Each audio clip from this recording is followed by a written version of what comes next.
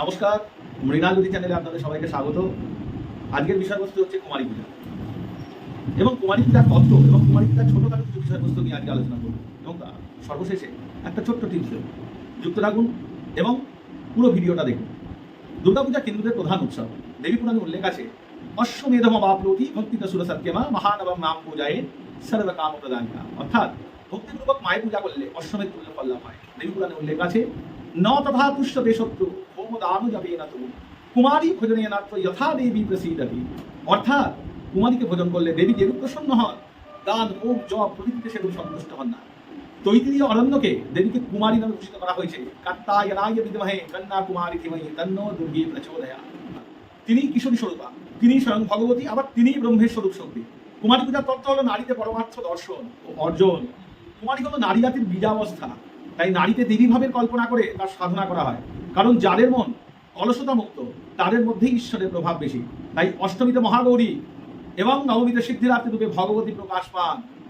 বিশ্ব ব্রহ্মাণ্ডে যে ত্রিশক্তির প্রভাবে সৃষ্টি স্থিতি লয় ক্রিয়া সাধিত হচ্ছে, সেই শক্তিই বীজাকারে কুমারীতে নিহিত। তাই তো চণ্ডীতে বলা হয়েছে, যা দেবী সর্বভূতেষু মাতৃরূপেণ সংস্থিতা নমস্তস্যৈ নমস্তস্যৈ নমস্তস্যৈ নমো নমঃ। পৌরাণিক মতে কুমারী পূজা শুরু হয়েছিল কোলাসুর বা বানাসুরকে হত্যা করার মধ্যে দিয়ে।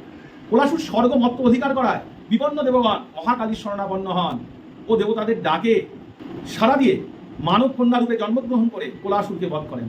বৃহৎ ধর্ম পুরাণ অনুযায়ী রাম কর্তৃক রাবণ বধের জন্য দেবতারা ব্রহ্মার কাছে যজ্ঞের অনুমতি চাইলে ব্রহ্মা দেবীকে জাগরিত করার কথা উল্লেখ করেন। দেবতারা তখন আদ্যাশক্তি স্তব করেন। সেই সময় দেবী স্বপ্নে ব্রহ্মাকে কুমারী রূপে পূজা করতে বলেন।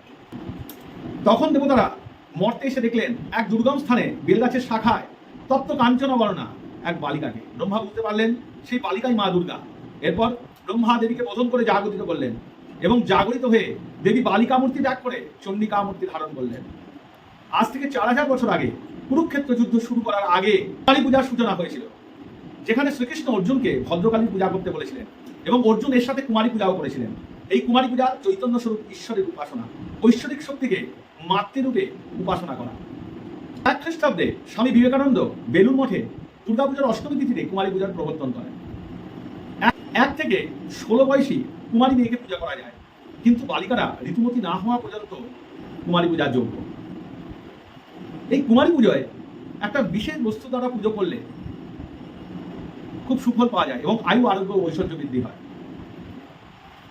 কুমারীকে যদি কেশর, কুমকুম, আতর এবং গোলাপ জল মিশ্রিত করে তার পা ধৌত করা যায় এবং সেই জলকে এই 2 আঙ্গুল দিয়ে পুরুষরা আগে ডান চোখ, তারপরে বাঁ চোখ, তারপরে কণ্ঠে, এবং স্ত্রী লোকেরা আগে বাঁ চোখ, তারপরে ডান চোখ এবং শাখায়, বিবাহিত মহিলারা শাখায় করবে।